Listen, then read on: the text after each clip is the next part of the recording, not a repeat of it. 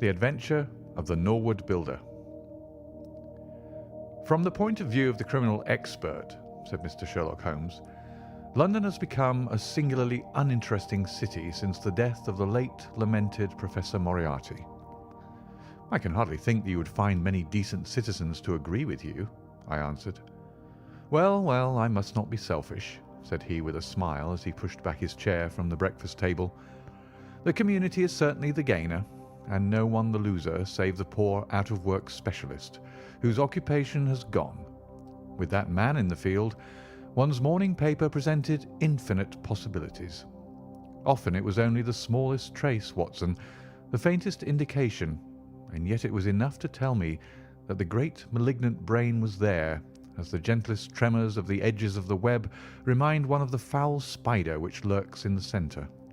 Petty thefts, wanton assaults, purposeless outrage. To the man who held the clue, all could be worked into one connected whole. To the scientific student of the higher criminal world, no capital in Europe offered the advantage which London then possessed. But now... He shrugged his shoulders in humorous depreciation of the state of things which he had himself done so much to produce. At the time of which I speak, Holmes had been back for some months, and I, at his request, had sold my practice and returned to share the old quarters in Baker Street. A young doctor named Werner had purchased my small Kensington practice, and given with astonishingly little demur the highest price that I ventured to ask, an incident which only explained itself some years later, when I found that Werner was a distant relation of Holmes, and that it was my friend who had really found the money. Our months of partnership had not been so uneventful as he had stated, for I find, on looking over my notes, that this period includes the case of the papers of ex-President Murillo, and also the shocking affair of the Dutch steamship Friesland, which so nearly cost us both our lives. His cold and proud nature was always averse, however, from anything in the shape of public applause, and he bound me in the most stringent terms to say no further word of himself, his methods, or his successes, a prohibition which, as I have explained, has only now been removed. Mr. Sherlock Holmes was leaning back in his chair after his whimsical protest, and was unfolding his morning paper in a leisurely fashion, when our attention was arrested by a tremendous ring at the bell, followed immediately by a hollow drumming sound, as if someone were beating on the outer door with his fist. As it opened, there came a tumultuous rush into the hall, rapid feet clattered up the stair, and an instant later a wild-eyed and frantic young man, pale, dishevelled, and palpitating, burst into the room. He looked from one to the other of us, and under our gaze of inquiry he became conscious that some apology was needed for this unceremonious entry. "I'm sorry, Mr. Holmes," he cried. "You mustn't blame me. I'm nearly mad. Mr. Holmes, I am the unhappy John Hector McFarlane." He made the announcement as if the name alone would explain both his visit and its manner, but I could see by my companion's unresponsive face that it meant no more to him than to me. "Have a cigarette, Mr. McFarlane," said he, pushing his case across. "I am sure that with your symptoms my friend Dr. Watson here would prescribe a sedative. The weather has been so very warm these last few days. Now, if you feel a little more composed, I should be glad if you would sit down in that chair and tell us very slowly and quietly who you are and what it is that you want. You mentioned your name, as if I should recognize it, but I assure you that beyond the obvious facts that you are a bachelor, a solicitor, a Freemason, and an asthmatic, I know nothing whatever about you." Familiar as I was with my friend's methods, it was not difficult for me to follow his deductions and to observe the untidiness of attire, the sheaf of legal papers, the watch charm, and the breathing which had prompted them. Our client, however, stared in amazement. "Yes, I'm all that, Mr. Holmes, and in addition I am the most unfortunate man at this moment in London. For heaven's sake, don't abandon me, Mr. Holmes. If they come to arrest me before I have finished my story, make them give me time so that I may tell you the whole truth." I could go to jail happy if I knew that you were working for me outside." "Arrest you?" said Holmes. "This is really most gratis, most interesting. On what charge do you expect to be arrested?" "Upon the charge of murdering Mr. James Oldacre of Lower Norwood." My companion's expressive face showed a sympathy which was not, I am afraid, entirely unmixed with satisfaction. "Dear me," said he. "It was only this moment at breakfast that I was saying to my friend Dr. Watson that sensational cases had disappeared out of our papers." Our visitor stretched forward a quivering hand and picked up the Daily Telegraph, which still lay upon Holmes's knee. "If you had looked at it, sir, you would have seen at a glance what the errand is on which I have come to you this morning. I feel as if my name and my misfortune must be in every man's mouth." He turned it over to expose the central page. "Here it is, and with your permission I will read it to you. Listen to this, Mr. Holmes. The headlines are 'Mysterious Affair at Lower Norwood. Disappearance of a well-known builder. Suspicion of murder and arson. A clue to the criminal.' That is the clue which they are already following, Mr. Holmes, and I know that it leads infallibly to me. I have been followed from London Bridge Station, and I am sure that they are only waiting for the warrant to arrest me. It will break my mother's heart. It will break her heart." He wrung his hands in an agony of apprehension and swayed backward and forward in his chair. I looked with interest upon this man, who was accused of being the perpetrator of a crime of violence. He was flaxen-haired and handsome, in a washed-out, negative fashion, with frightened blue eyes and a clean-shaven face, with a weak, sensitive mouth. His age may have been about 27, his dress and bearing that of a gentleman. From the pocket of his light summer overcoat protruded the bundle of endorsed papers which proclaimed his profession. "We must use what time we have," said Holmes. "Watson, would you have the kindness to take the paper and to read the paragraph in question?" Underneath the vigorous headlines, which our client had quoted, I read the following suggestive narrative. "Late last night or early this morning an incident occurred at Lower Norwood, which points, it is feared, to a serious crime.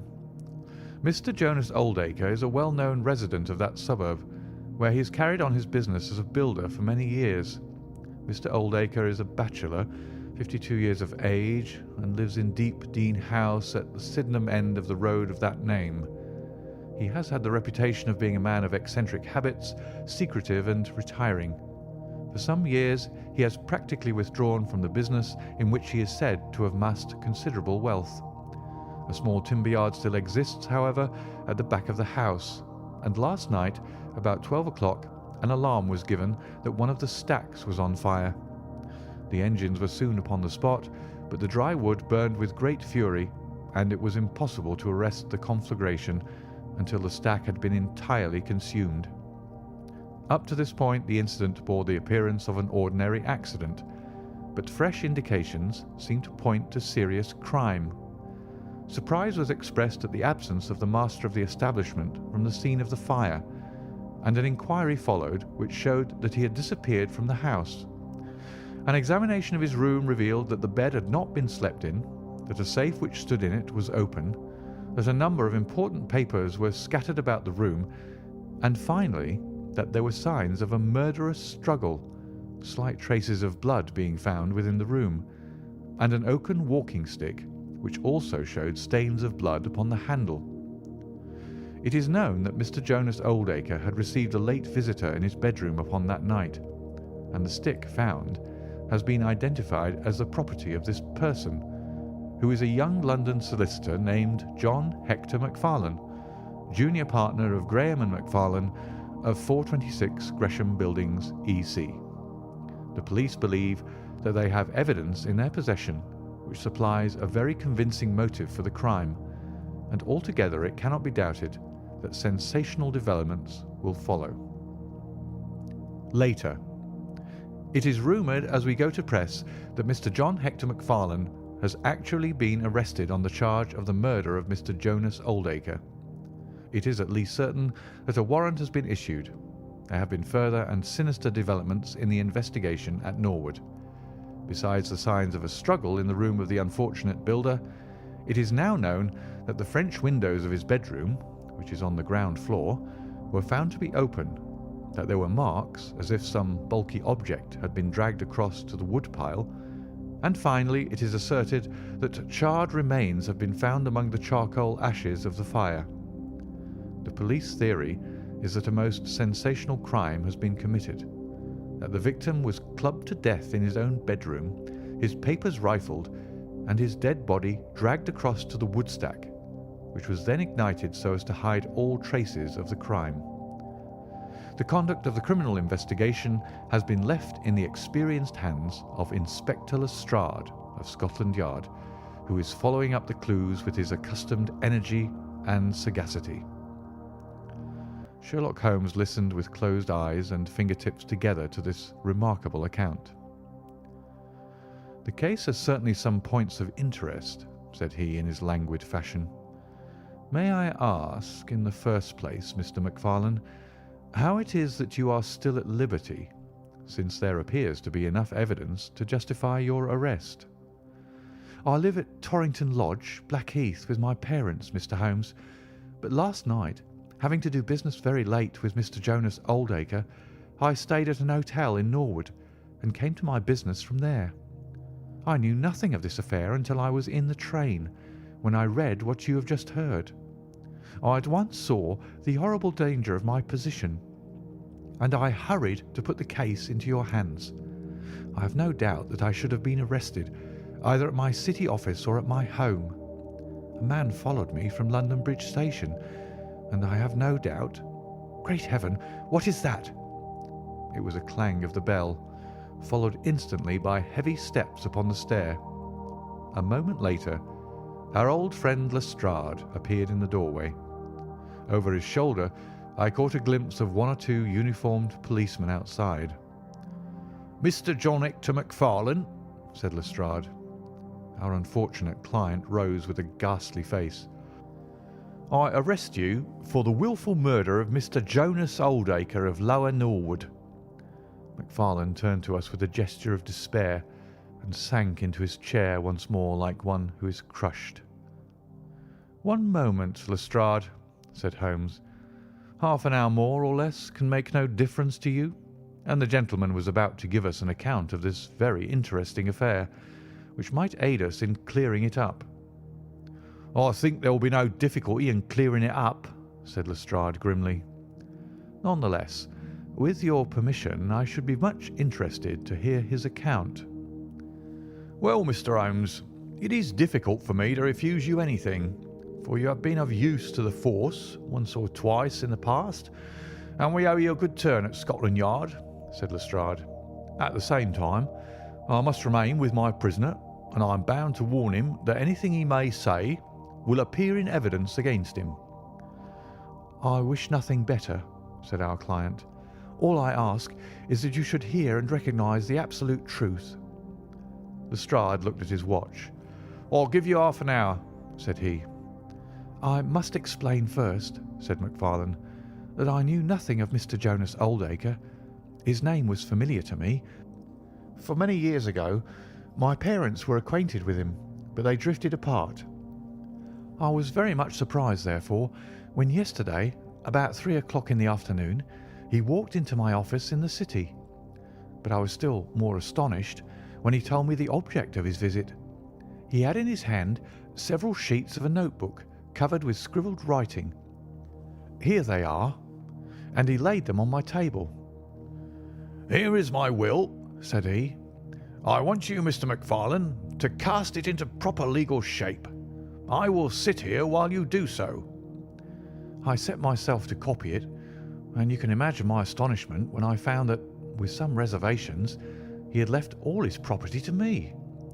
He was a strange little ferret-like man with white eyelashes, and when I looked up at him, I found his keen grey eyes fixed upon me with an amused expression. I could hardly believe my own as I read the terms of the will, but he explained that he was a bachelor with hardly any living relation, that he had known my parents in his youth, and that he had always heard of me as a very deserving young man, and was assured that his money would be in worthy hands. Of course, I could only stammer out my thanks. The will was duly finished, signed and witnessed by my clerk. This is it on the blue paper, and these slips, as I've explained, are the rough draft. Mr. Jonas Oldacre then informed me that there were a number of documents, building leases, title deeds, mortgages, scrip, and so forth, which it was necessary that I should see and understand. He said that his mind would not be easy until the whole thing was settled, and he begged me to come out to his house at Norwood that night, bringing the will with me, and to arrange matters.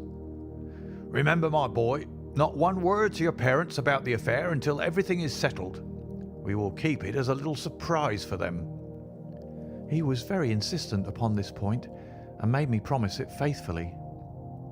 You can imagine, Mr. Holmes, that I was not in a humour to refuse him anything that he might ask. He was my benefactor, and all my desire was to carry out his wishes in every particular. I sent a telegram home, therefore, to say that I had important business on hand, and that it was impossible for me to say how late I might be. Mr. Oldacre had told me that he would like me to have supper with him at 9, as he might not be home before that hour. I had some difficulty in finding his house, however, and it was nearly past before I reached it. I found him— "One moment," said Holmes. "Who opened the door?" "A middle-aged woman who was, I suppose, his housekeeper." "And it was she, I presume, who mentioned your name?" "Exactly," said McFarlane. "Pray proceed." McFarlane wiped his damp brow and then continued his narrative. "I was shown by this woman into a sitting room where a frugal supper was laid out. Afterwards, Mr. Jonas Oldacre led me into his bedroom, in which there stood a heavy safe. This he opened and took out a mass of documents, which we went over together. It was between 11 and 12 when we finished. He remarked that we must not disturb the housekeeper. He showed me out through his own French window, which had been open all this time." "Was the blind down?" asked Holmes. "I will not be sure, but I believe that it was only half down. Yes, I remember how we pulled it up in order to swing open the window. I could not find my stick, and he said, 'Never mind, my boy, and I shall see a good deal of you now, I hope, and I'll keep your stick until you come back to claim it.' I left him there, the safe open and the papers made up in packets upon the table. It was so late that I could not get back to Blackheath, so I spent the night at the Anneley Arms, and I knew nothing more until I read of this horrible affair in the morning." "Anything more that you'd like to ask, Mr. Holmes?" said Lestrade, whose eyebrows had gone up once or twice during this remarkable explanation. "Not until I've been to Blackheath." "You mean to Norwood?" said Lestrade. "Oh, yes, no doubt that is what I must have meant," said Holmes with his enigmatical smile. Lestrade had learned by more experiences than he could care to acknowledge that brain could cut through that which was impenetrable to him. I saw him look curiously at my companion. "I think I should like to have a word with you presently, Mr. Sherlock Holmes," said he. "Now, Mr. McFarlane, 2 of my constables are at the door, and there's a 4-wheeler waiting." The wretched young man arose, and with a last beseeching glance at us, walked from the room. The officers conducted him to the cab, but Lestrade remained. Holmes had picked up the pages which formed the rough draft of the will, and was looking at them with the keenest interest upon his face. "There are some points about that document, Lestrade, are there not?" said he, pushing them over. The official looked at them with a puzzled expression. "I can read the first few lines, and these in the middle of the second page, and 1 or 2 at the end. Those are as clear as print," said he. "But the writing in between is very bad, and there are 3 places where I cannot read it at all." "What do you make of that?" said Holmes. "Well, what do you make of it?" "That it was written in a train. The good writing represents stations, the bad writing movement, and the very bad writing passing over points. A scientific expert would pronounce at once that this was drawn up on a suburban line, since nowhere save in the immediate vicinity of a great city could there be so quick a succession of points. Granting that his whole journey was occupied in drawing up the will, then the train was an express, only stopping once between Norwood and London Bridge. Lestrade began to laugh. "You are too many for me when you begin to get on your theories, Mr. Holmes," said he. "How does this bear on the case?" "Well, it corroborates the young man's story to the extent that the will was drawn up by Jonas Oldacre in his journey yesterday. It is curious, is it not, that a man should draw up so important a document in so haphazard a fashion? It suggests that he did not think it was going to be of much practical importance. If a man drew up a will which he did not intend ever to be effective, he might do it so." "Well, he drew up his own death warrant at the same time," said Lestrade. "Oh, you think so?" "Don't you?" "Well, it is quite possible, but the case is not clear to me yet." "Not clear? Well, if that isn't clear, what could be clear? Here is a young man who learns suddenly that if a certain older man dies, he will succeed to a fortune. What does he do? He says nothing to anyone, but he arranges that he shall go out on some pretext to see his client that night. He waits until the only other person in the house is in bed, and then in the solitude of a man's room he murders him, burns his body in the woodpile, and departs to a neighbouring hotel. The bloodstains in the room and also on the stick are very slight. It is probable that he imagined his crime to be a bloodless one, and hoped that if the body were consumed, it would hide all traces of the method of his death, traces which, for some reason, must have pointed to him. Is not all this obvious?" "It strikes me, my good Lestrade, as being just a trifle too obvious," said Holmes. "You do not add imagination to your other great qualities, but if you could for one moment put yourself in the place of this young man, would you choose the very night after the will had been made to commit your crime? Would it not seem dangerous to you to make so very close a relation between the two incidents? Again, would you choose an occasion when you are known to be in the house, when a servant has let you in? And finally, would you take the great pains to conceal the body, and yet leave your own stick as a sign that you were the criminal? Confess, Lestrade, that all this is very unlikely." "As to the stick, Mr. Holmes, you know as well as I do that a criminal is often flurried and does such things, which a cool man would avoid. He is very likely afraid to go back to the room. Give me another theory that would fit the facts." "I could very easily give you half a dozen," said Holmes. "Here, for example, is a very possible and even probable one. I make you a free present of it. The older man is showing documents which are of evident value. A passing tramp sees them through the window, the blind of which is only half down. Exit the solicitor, enter the tramp. He seizes a stick, which he observes there, kills Oldacre, and departs after burning the body." "Why should the tramp burn the body?" "For the matter of that, why should McFarlane?" "To hide some evidence." "Possibly the tramp wanted to hide that any murder at all had been committed." "And why did the tramp take nothing?" "Because there were papers that he could not negotiate." Lestrade shook his head, though it seemed to me that his manner was less absolutely assured than before. "Well, Mr. Sherlock Holmes, you may look for your tramp, and while you are finding him, we will hold on to our man. The future will show which is right. Just notice this point, Mr. Holmes, that so far as we know, none of the papers were removed, and that the prisoner is the one man in the world who had no reason for removing them, since he was heir at law, and would come into them in any case." My friend seemed struck by this remark.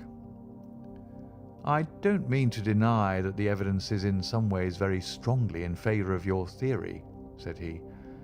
"I only wish to point out that there are other theories possible.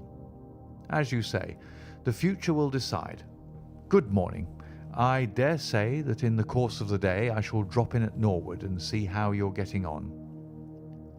When the detective departed, my friend rose and made his preparations for the day's work with the alert air of a man who has a congenial task before him.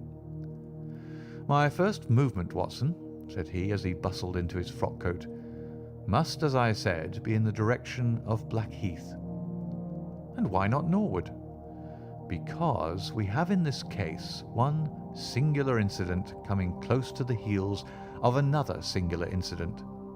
The police are making the mistake of concentrating their attention upon the second, because it happens to be the one which is actually criminal. But it is evident to me that the logical way to approach the case is to begin by trying to throw some light upon the first incident, the curious will, so suddenly made and to so unexpected an heir.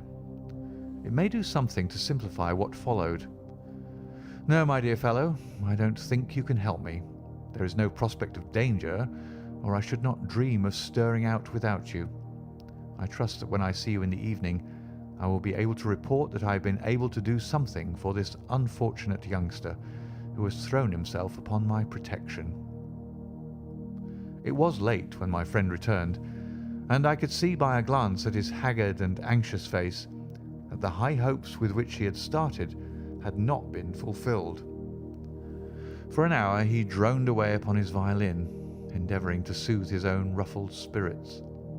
At last he flung down the instrument and plunged into a detailed account of his misadventures. "It's all going wrong, Watson, all as wrong as it can go. I kept a bold face before Lestrade, but upon my soul, I believe that for once the fellow is on the right track and we are on the wrong.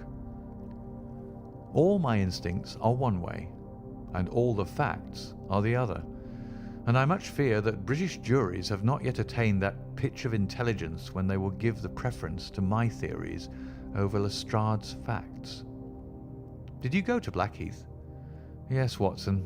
I went there, and I found very quickly that the late lamented Oldacre was a pretty considerable blackguard. The father was away in search of his son. The mother was at home, a little fluffy blue-eyed person in a tremor of fear and indignation. Of course, she would not admit even the possibility of his guilt, but she would not express either surprise or regret over the fate of Oldacre. On the contrary, she spoke of him with such bitterness that she was unconsciously considerably strengthening the case of the police, for of course if her son had heard her speak of the man in this fashion, it would predispose him towards hatred and violence. "He was more like a malignant and cunning ape than a human being," said she, "and he always was, ever since he was a young man." "You knew him at that time?" said I. "Yes, I knew him well, in fact. He was an old suitor of mine. Thank heaven that I had the sense to turn away from him and to marry a better, if poorer, man. I was engaged to him, Mr. Holmes, when I heard a shocking story of how he had turned a cat loose in an aviary, and I was so horrified at this brutal cruelty that I would have nothing more to do with him." She rummaged in a bureau, and presently she produced a photograph of a woman shamefully defaced and mutilated with a knife. "My own photograph," she said. "He sent it to me in that state, with this curse upon my wedding morning." "Well," said I, "at least he has forgiven you now, since he has left all his property to your son." "Neither my son nor I want anything from Jonas Oldacre, dead or alive," she cried with a proper spirit. "There is a God in heaven, Mr. Holmes, and that same God who has punished that wicked man will show in his own good time that my son's hands are guiltless of his blood." Well, I tried one or two leads, but could get at nothing which would help our hypothesis, and several points which would make against it. I gave it up at last, and off I went to Norwood. This place, Deep Dean House, is a big modern villa of staring brick, standing back in its own grounds with a laurel-clumped lawn in front of it. To the right and some distance back from the road was the timber yard which had been the scene of the fire. Here's a rough plan on a leaf of my notebook. This window on the left is the one which opens into Oldacre's room. You can look into it from the road, you see. That is about the only bit of consolation I've had today. Lestrade was not there, but his head constable did the honours. They had just found a great treasure trove. They had spent the morning raking among the ashes of the burned woodpile, and besides the charred organic remains they had secured several discoloured metal discs. I examined them with care, and there was no doubt that they were trouser buttons. I even distinguished that one of them was marked with the name of Hyams, who was Oldacre's tailor. I then worked the lawn very carefully for signs and traces, but this drought has made everything as hard as iron. Nothing was to be seen, save that some body or bundle had been dragged through a low privet hedge, which is in a line with the woodpile. All that, of course, fits in with the official theory. I crawled about the lawn with an August sun on my back, but I got up at the end of an hour, no wiser than before. Well, after this fiasco, I went into the bedroom and examined that also. The blood stains were very slight, mere smears and discolorations, but undoubtedly fresh. The stick had been removed, but there also the remarks were slight. There is no doubt about the stick belonging to our client. He admits it. Footmarks of both men could be made out on the carpet, but none of any third person, which again is a trick for the other side. They were piling up their score all the time, and we were at a standstill. Only one little gleam of hope did I get, and yet it amounted to nothing. I examined the contents of the safe, most of which had been taken out and left on the table. The papers had been made up into sealed envelopes, one or two of which had been opened by the police. They were not, so far as I could judge, of any great value, nor did the bank book show that Mr. Oldacre was in such very affluent circumstances. But it seemed to me that all the papers were not there. There were allusions to some deeds, possibly the more valuable, which I could not find. This, of course, if we could definitely prove it, would turn Lestrade's argument against himself, for who would steal a thing if he knew that he would shortly inherit it?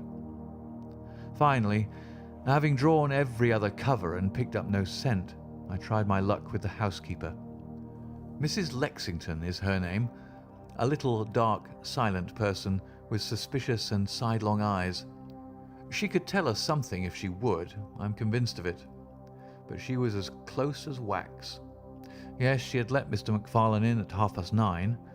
She wished her hand had withered before she had done so. She had gone to bed at 10:30.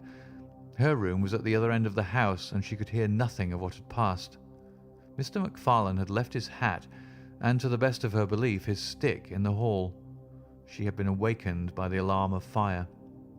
Her poor dear master had certainly been murdered. Had he any enemies? Well, every man had enemies, but Mr. Oldacre kept himself very much to himself, and only met people in the way of business. She had seen the buttons, and was sure that they belonged to the clothes which he had worn last night. The woodpile was very dry, for it had not rained for a month. It burned like tinder, and by the time she reached the spot, nothing could be seen but flames. She and all the firemen smelled the burned flesh from inside it. She knew nothing of the papers, nor of Mr. Oldacre's private affairs. So, my dear Watson, there's my report of a failure. And yet, he clenched his thin hands in a paroxysm of conviction. I know it's all wrong. I feel it in my bones. There is something that has not come out, and that housekeeper knows it. There was a sort of sulky defiance in her eyes, which only goes with guilty knowledge. However, there's no good talking any more about it, Watson, but unless some lucky chance comes our way, I fear that the Norwood disappearance case will not figure in that chronicle of our successes which I foresee that a patient public will sooner or later have to endure.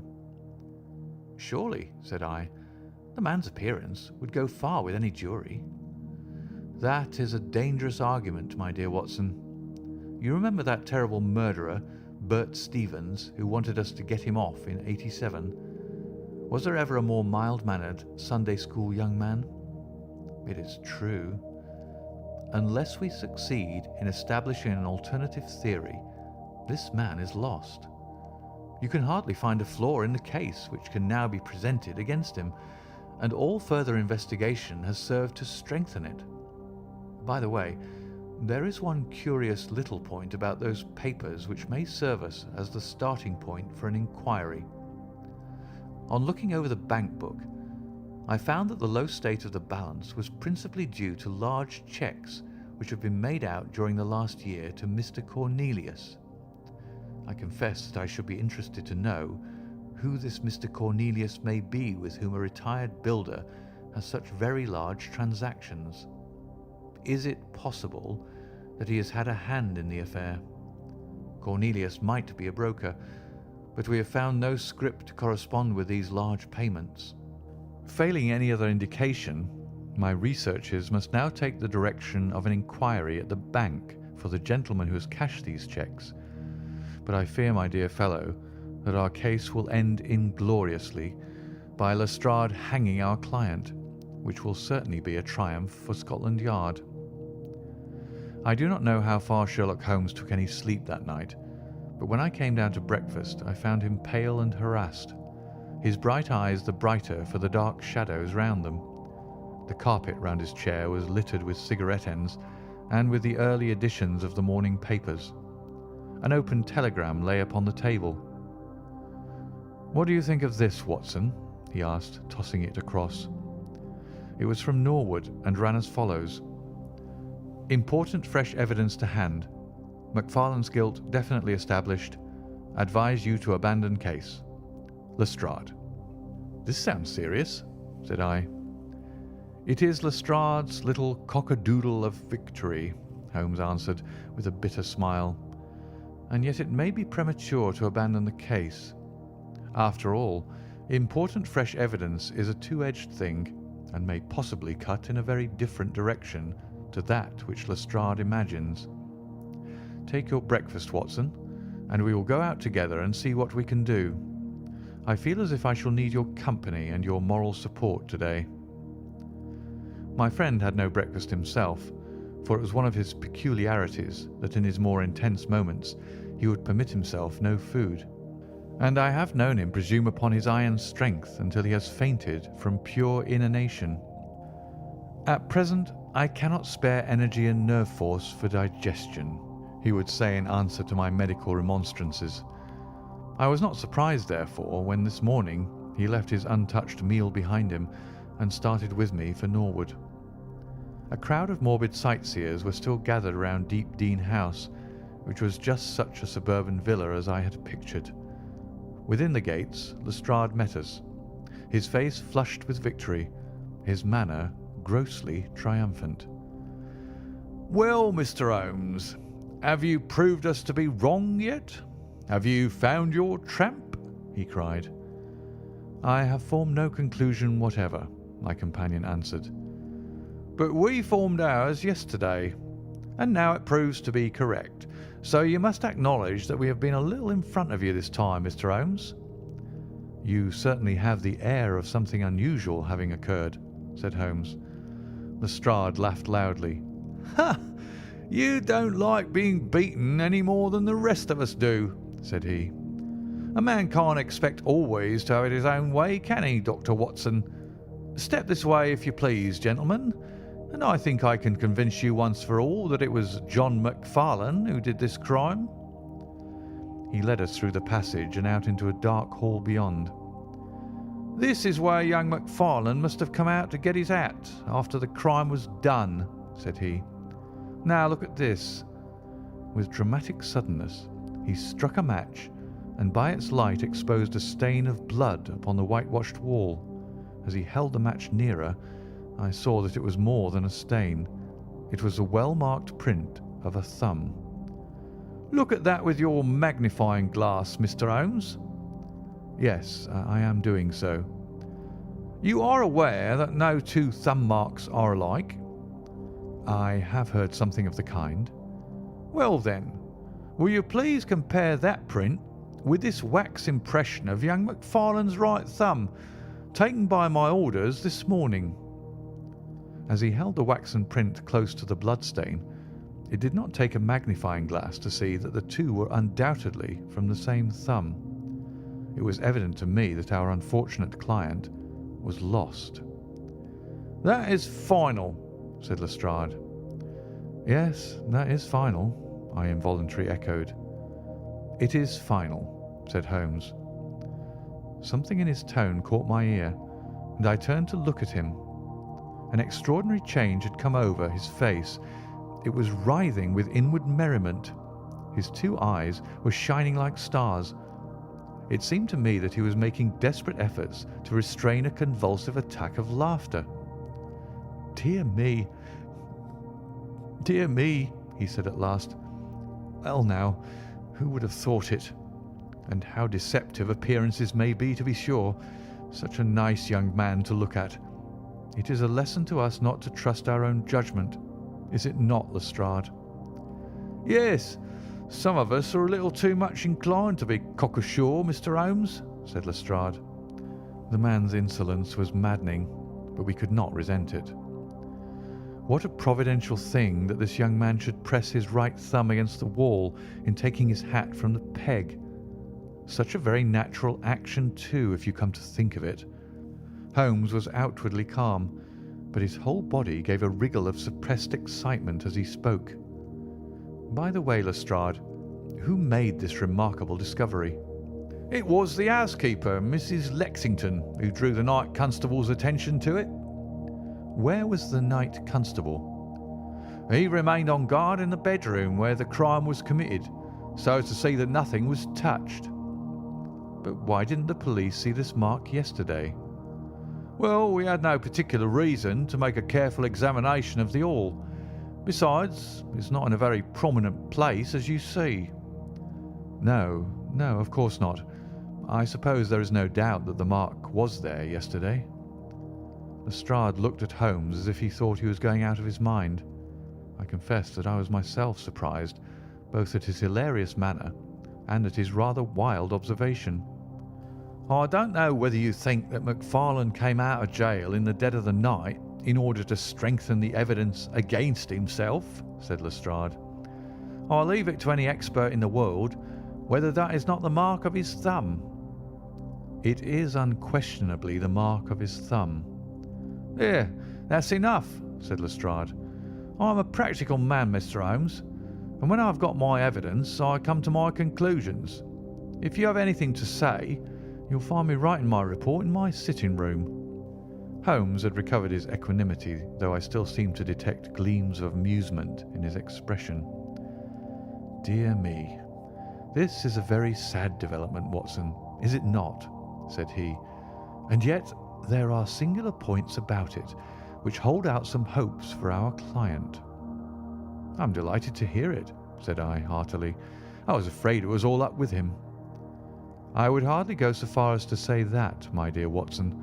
The fact is that there is one really serious flaw in this evidence to which our friend attaches so much importance." "Indeed, Holmes, what is it?" "Only this, that I know that mark was not there when I examined the hall yesterday.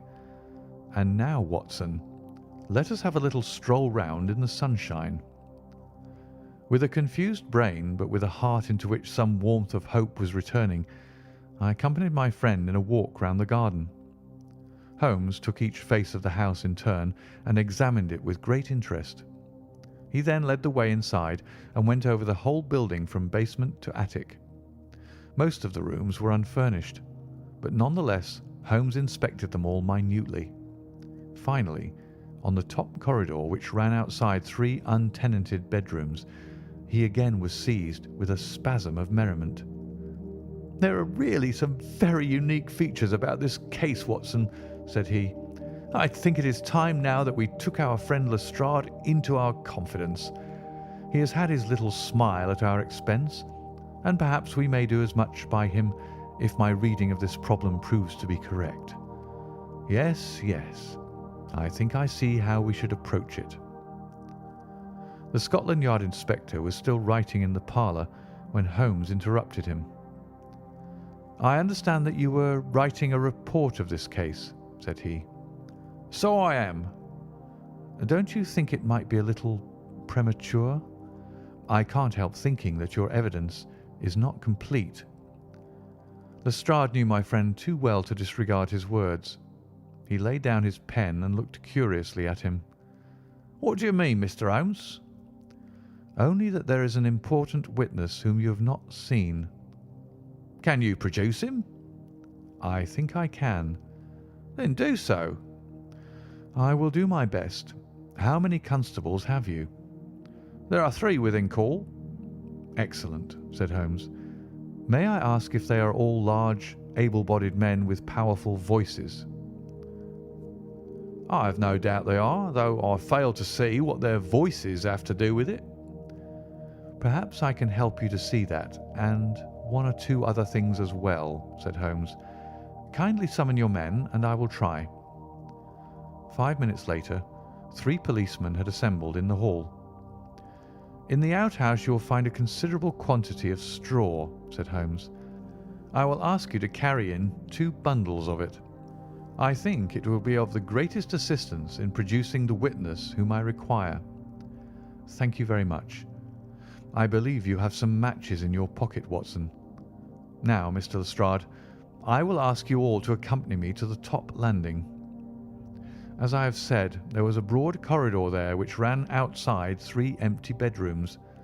At one end of the corridor we were all marshalled by Sherlock Holmes, the constables grinning and Lestrade staring at my friend with amazement, expectation, and derision chasing each other across his features.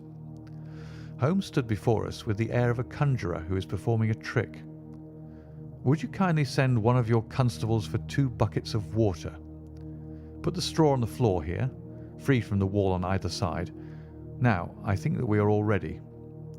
Lestrade's face had begun to grow red and angry. "I don't know whether you're playing a game with us, Mr. Sherlock Holmes," said he. "If you know anything, you can surely say it without all this tomfoolery." "I assure you, my good Lestrade, that I have an excellent reason for everything that I do. You may possibly remember that you chaffed me a little some hours ago when the sun seemed on your side of the hedge, so you must not grudge me a little pomp and ceremony now. Might I ask you, Watson, to open that window and then to put a match to the edge of the straw?" I did so, and driven by the draught, a coil of grey smoke swirled down the corridor, while the dry straw crackled and flamed. "Now we must see if we can find this witness for you, Lestrade.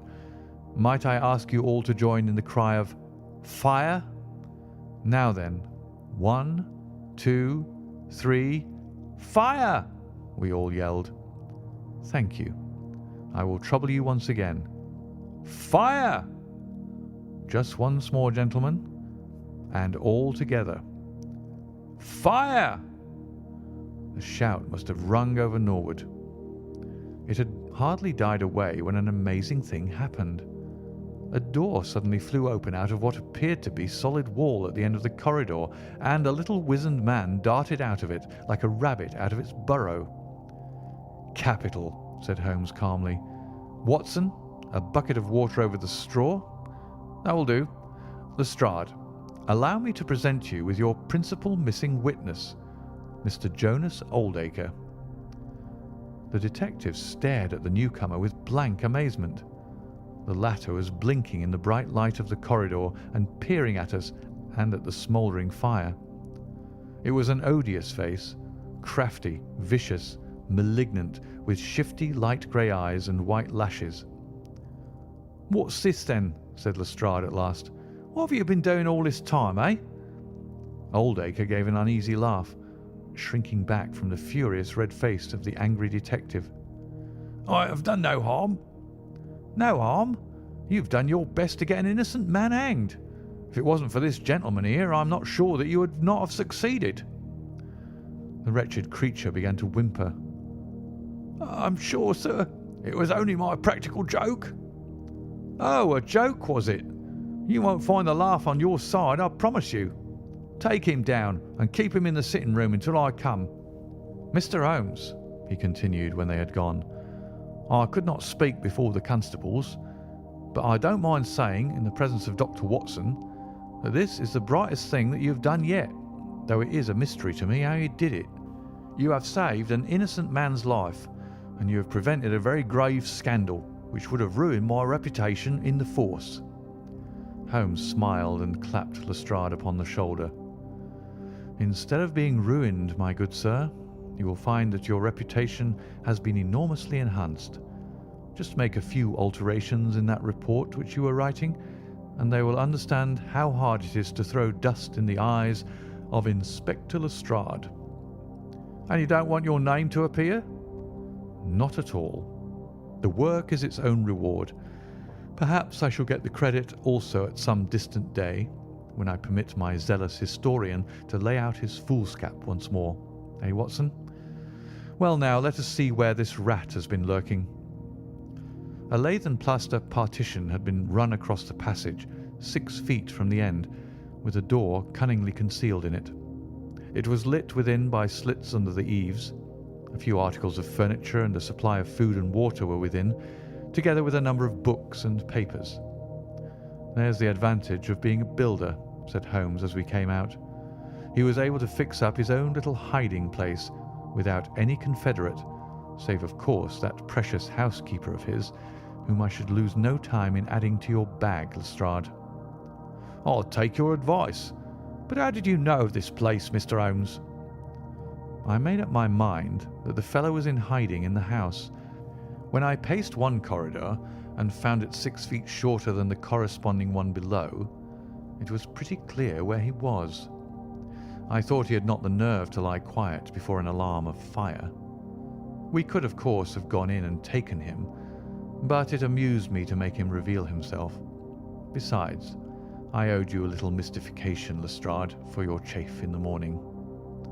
"Well, sir, you certainly got equal with me on that. But how in the world did you know that he was in the house at all?" "The thumb mark, Lestrade.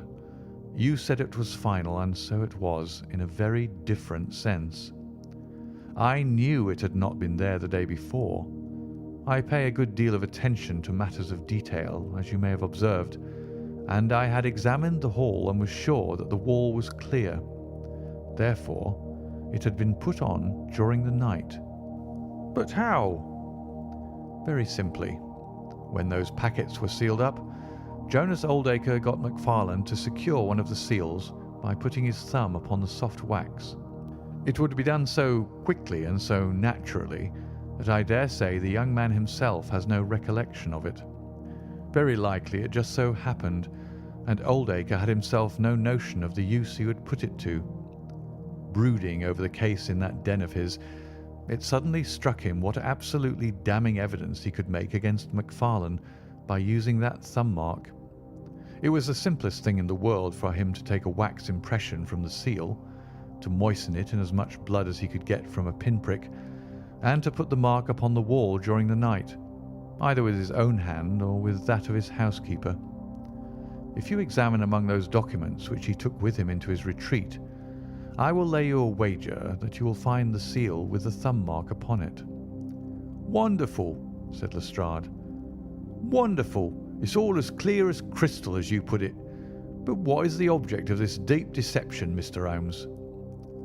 It was amusing to me to see how the detective's overbearing manner had changed suddenly to that of a child asking questions of its teacher. "Well, I don't think that it is very hard to explain. A very deep, malicious, vindictive person is the gentleman who is now waiting us downstairs. You know that he was once refused by McFarlane's mother." "You don't? I told you that you should go to Blackheath first and Norwood afterwards. Well, this injury, as he would consider it, has rankled in his wicked, scheming brain, and all his life he has longed for vengeance, but never seen his chance. During the last year or two, things have gone against him, secret speculation, I think, and he finds himself in a bad way. He determines to swindle his creditors, and for this purpose he pays large cheques to a certain Mr. Cornelius, who is, I imagine, himself under another name. I have not traced these cheques yet, but I have no doubt that they were banked under that name at some provincial town where Oldacre from time to time led a double existence. He intended to change his name altogether, draw this money and vanish, starting life again elsewhere. Well, that's likely enough.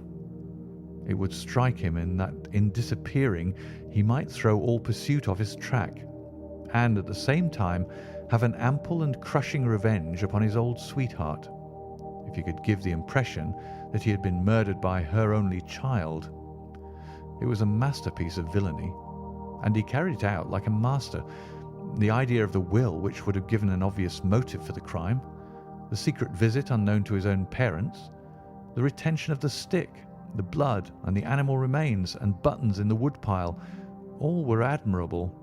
It was a net from which it seemed to me a few hours ago that there was no possible escape. But he had not that supreme gift of the artist, the knowledge of when to stop. He wished to improve that which was already perfect, to draw the rope tighter yet round the neck of his unfortunate victim, and so he ruined all. Let us descend, Lestrade. There are just one or two questions that I would ask him. The malignant creature was seated in his own parlour, with a policeman upon each side of him.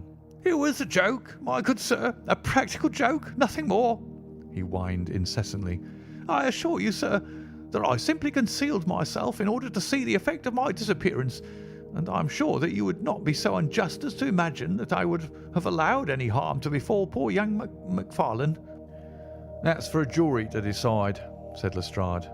"Anyhow, we shall have you on a charge of conspiracy, if not for attempted murder." "And you'll probably find that your creditors will impound the banking account of Mr. Cornelius," said Holmes. The little man started and turned his malignant eyes upon my friend. "I have to thank you for a good deal," said he. "Perhaps I'll pay my debt some day." Holmes smiled indulgently. "I fancy that for some few years you will find your time very fully occupied," said he. "By the way, what was it you put into the woodpile besides your old trousers? A dead dog, or rabbits, or what? You won't tell? Dear me, how very unkind of you. Well, well, I dare say that a couple of rabbits would account both for the blood and for the charred ashes. If ever you write an account, Watson, you can make rabbits serve your turn." End of The Adventure of the Norwood Builder.